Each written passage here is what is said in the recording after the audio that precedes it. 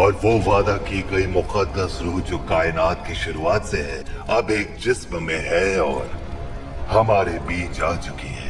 पैदाइश की खबर चारों तरफ है और उस बच्चे की तलाश जारी रहेगी। वो दाऊद के तख्त पर बैठकर हम पर हुकूमत करेगा, यही परवरदिगार की मर्जी है। वो आ गया।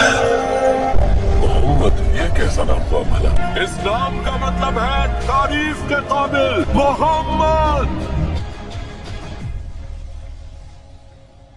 लेकिन सिर्फ मोहब्बत और दोस्ती ही बरकरार रहेगी, ठीक तुम्हारे हाथों की खुशबू की तरह जो हमारे मदीने से निकलने के बाद भी यहाँ तक आ रही है।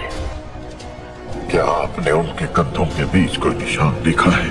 जानते हैं क्या है वो निशानी है पैगंबर होने की?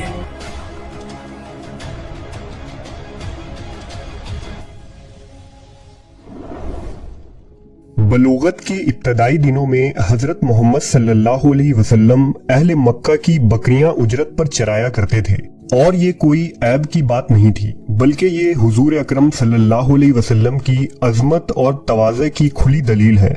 इसलिए कि बकरियां चराने वाले शख्स में जफाकशी, तहम्मुल व बर्दबारी और नरम दिली पैदा हो जाती है।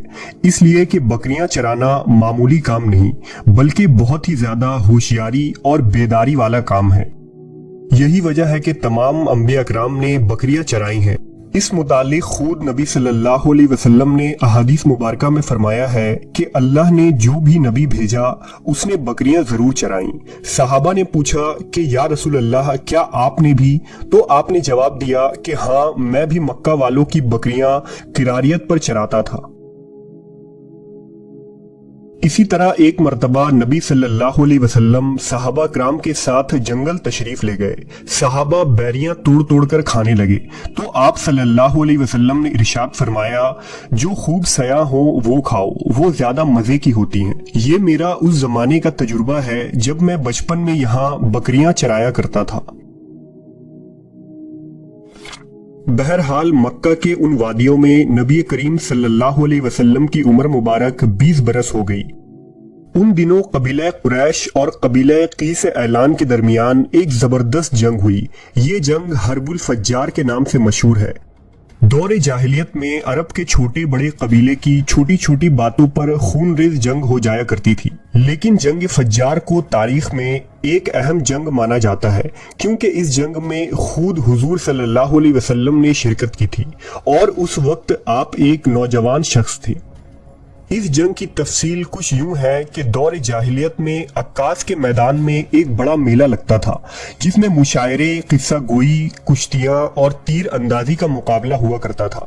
लिहाजा इस मेले में बनु किनाना के एक शख्स जिसका नाम बराज बिन कैस था, उसने कबीला बनी हवाजिन के अरवा अर्रहाल नामी आदमी को किसी मामूली बात पर कत्ल कर दिया। कुरैश को इस वाक़े की खबर हुई तो उन्हें अंदेशा हुआ कि कबीला बनु हवाजिन के लोग बदला लेने जरूर आएंगे। लिहाजा कुरैश से मक्का हरम शरीफ की हिफाजत के लिए काबा के अतराफ जमा हो गए। हवाजिन के लोग भी हरम की तरफ बढ़ने लगे और दोनों कबीलों के दरमियान मतभेड़ हुई। ये मतभेड़ कई रोज तक यूं ही चलता रहा और वक्फा वक्फा हवाजिन के लोग हमला करते रहे। आहिस्ता आहिस्ता कुरैश के हलीफ कबाइल भी इस जंग में कूद पड़े और ये एक बड़ी लड़ाई बन गई। आखिरकार कुरैश और हवाजिन के दरमियान 15 आमुल फील के साल एक बड़ा मुआरका हुआ, जिसे हर्ब फज्जार कहा जाता है। ये एक जबरदस्त और फैसला कुन जंग थी, जिसमें जीतने वाला पूरे जजीरा अरब और तमाम कबीलों में सबसे ताकतवर साबित होता। इसलिए कुरैश के सरदारों ने अपने पांव में बेड़ियां डाल ली ताकि वो मैदानी जंग में साबित कदम रहें और कोई फरार न हो सके। इस जंग में हुजूर के चचा जुबैर बिन अब्दुल मुत्तलिब बनु हाशिम की क़यादत कर रहे थे और दूसरे कबीलों का सिपा सलार हर्ब बिन उमैया था। हुजूर के कई चचा और चचाजाद भाई इस जंग में शरीक थे। लिहाजा अपने चचाओं के कहने पर आप सल्लल्लाहु अलैहि वसल्लम ने भी इस जंग में हिस्सा लिया, लेकिन आपने मैदानी जंग में तलवार न उठाई और न किसी पर तीर चलाया। अलबत्ता आप तीर और नेजा उठा उठाकर अपने चचाओं को देते और लड़ाई में उनकी मदद किया करते थे। जंग फज्जार के दौरान एक गैर मामूली बात देखी गई کہ جب بھی حضور صلی اللہ علیہ وسلم میدان جنگ میں تشریف لاتے تو قریش جنگ جیتنے لگتے، اور جیسے ہی نبی کریم صلی اللہ علیہ وسلم میدان جنگ سے واپس تشریف لے جاتے تو قریش کمزور پڑنے لگتے۔ لہذا قریش کی فتح یابی اور شکست نبی صلی اللہ علیہ وسلم کی برکت پر منحصر تھا، جس کا مشاہدہ کئی لوگوں نے کیا۔ جنگ فجار سے عرب کے سینکڑوں گھرانے برباد ہو گئے تھے، ہر طرف بدامنی اور آئے دن لوٹ مار ہو رہے تھے، ملک کا امن و امان غارت ہو چکا تھا، نہ دن کو چین تھا اور نہ رات کو آرام تھا۔ لہذا بنو ہاشم، بنو اسد، بنو غطفان اور دیگر قبائل قریش کے بڑے بڑے سردار عبداللہ بن جدعان کے مکان پر جمع ہوئے، اور زبیر بن عبد المطلب نے یہ تجویز پیش کی کہ حالات کو بہتر بنانے کے لیے اب اس جنگ کو بند کر دینی چاہیے اور کوئی صلح یا معاہدہ کرنا چاہیے۔